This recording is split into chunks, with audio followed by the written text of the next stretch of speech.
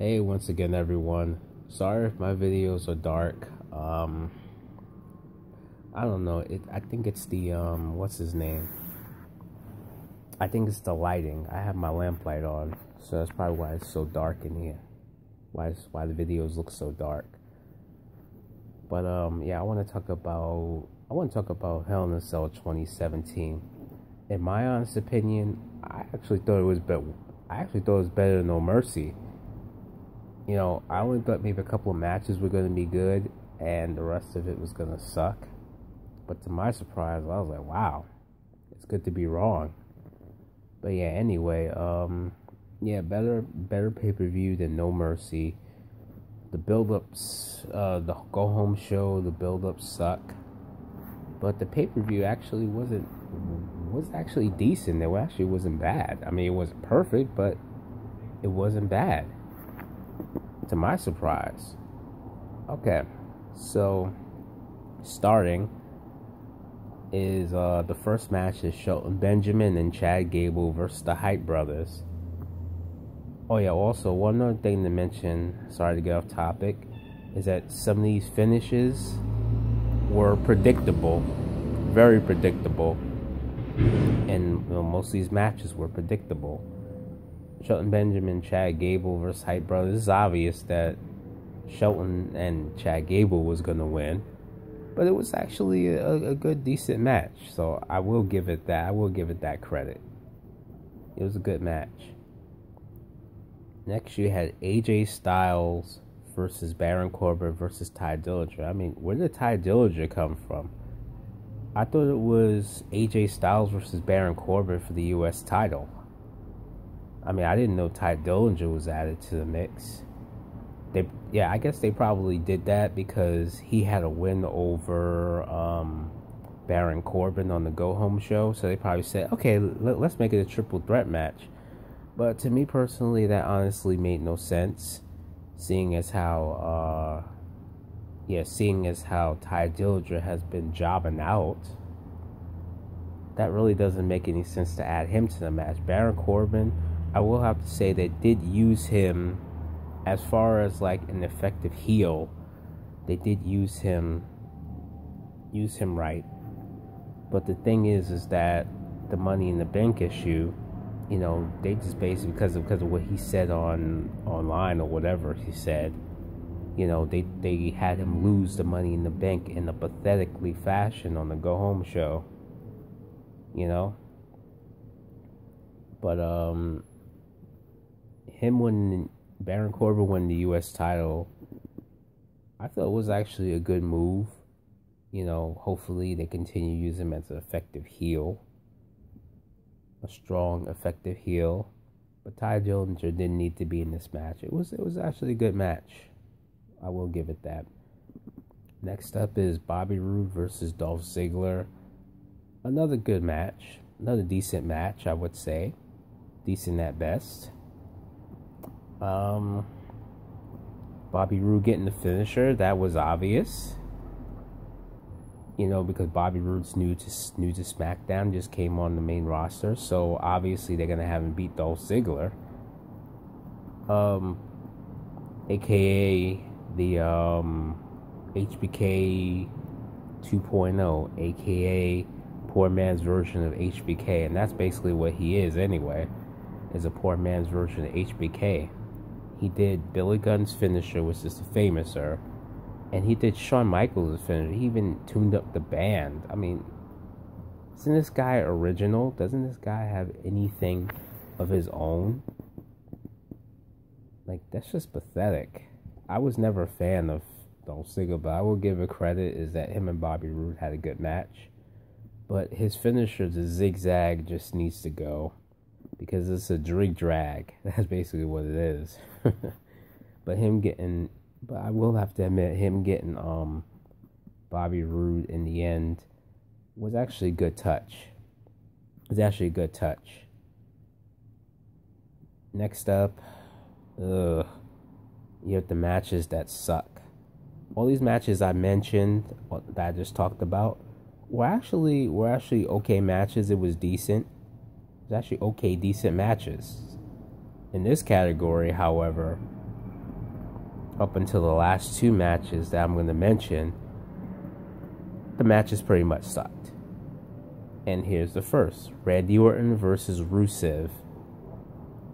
Randy Orton versus Rusev. The match sucked. It was predictable that Randy Orton was going to beat Rusev.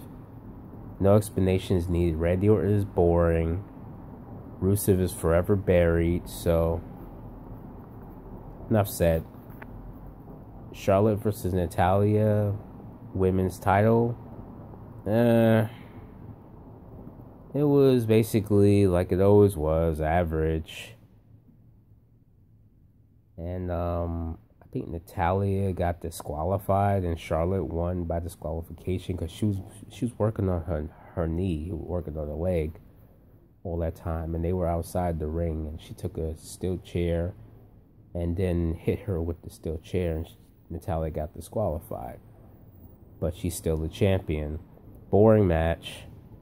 I saw better on Lucha Underground this week, where I forgot her name, Taya, whatever her name is, actually bled, because I think it was the last woman standing match on Lucha Underground. It was way better than this match, of course. Way better. Let's see, and finally, another dishonorable mention: Jinder Mahal versus Nakamura, which is supposed to be the main event for the WWE title. And guess what? It sucked. While Raw has no Universal Champion because Brock Lesnar is going to be gone for a few months, no main event champion, nada.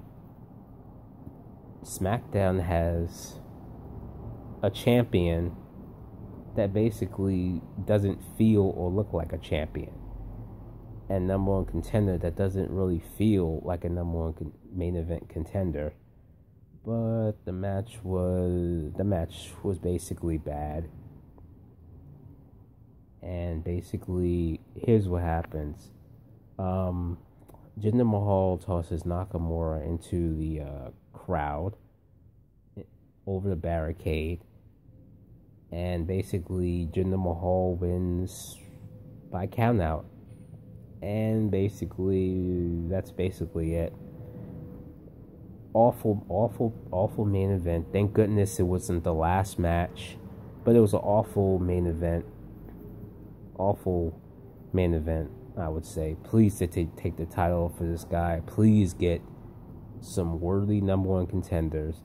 And get some worthy people who can be champion, like maybe AJ Styles again. But take the belt off of Jinder Mahal. But last but not least is the last two matches that was awesome. You had, in the last match, in the main event, real main event spot that was better than the WWE title match, was Shane McMahon versus Kevin Owens. Wow, they fought on top of the Hell in a Cell. They actually were climbing off the Hell in a Cell together. And what's his name? Bumped Kevin Owens' head. Boom, boom, boom. Kevin Owens fell through the announce table. And Shane went down off the Hell in a Cell, and then he went back up on the Hell in a Cell. And as the death-defying daredevil that he is, he tried to do a flying elbow drop, and Kevin Owens moved out the way. I guess maybe he took a little too much time. Move out the way. So Sami Zayn came out while both of them were down. While after Shane McMahon went through the table, Sami Zayn pulled Kevin Owens onto Shane McMahon for the 1, 2, 3. Thank goodness they did this. First of all, I was hoping Kevin Owens would win. That's number one. Number two, I was hoping this would be a good opportunity to turn Sami Zayn heel. And they did that. You know, WWE finally did something right. And I'm glad that they turned Sami Zayn into a heel, because they're not doing anything with him as a babyface. I mean, hopefully they continue to do things the right way with him. Otherwise than that, it's all going to be for nothing anyway. But anyway, awesome match. Awesome match. And then the match I mostly liked about this pay-per-view is actually the tag team title match. Usos versus the New Day.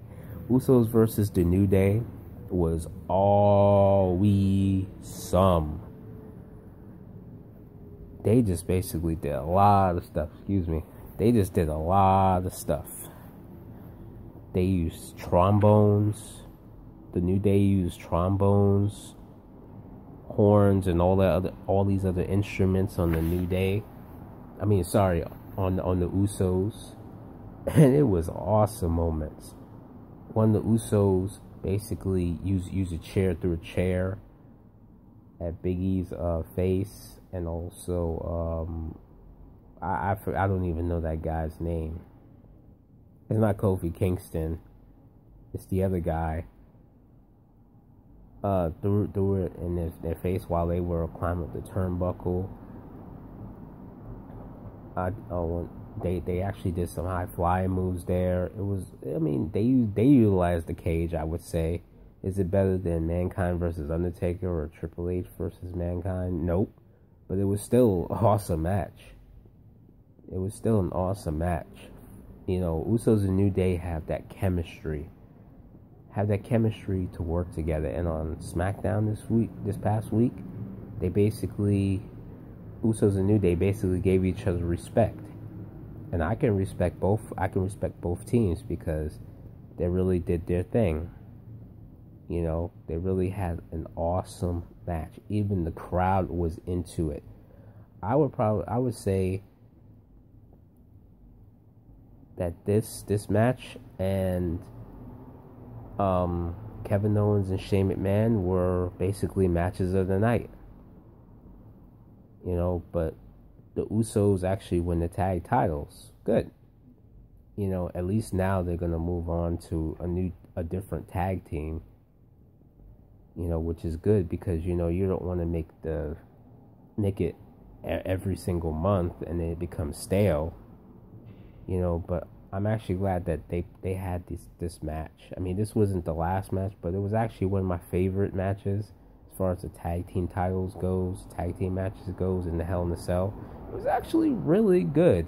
I mean, it was actually better than, you know, Shelton Benjamin, Chad Gable versus the Hype Brothers. But both tag team matches were great. But this one was off the chain. Or rather, off the cell. This match was awesome. And then also at the end, to note, they did a splash. They put a chair on Big E, and they both did their splash moves onto them. That was awesome. Wow, they had an awesome match. I will give them credit for that. Those other matches that I mentioned, Jinder Mahal, Shinsuke Nakamura sucked. Natalya versus Charlotte sucked. Randy Orton versus Rusev sucked. You know, so great job. Great job on this pay-per-view. Way better than No Mercy. The build-up sucked. But the build-up and the go-home show sucked. But it was an awesome pay-per-view. Awesome pay-per-view.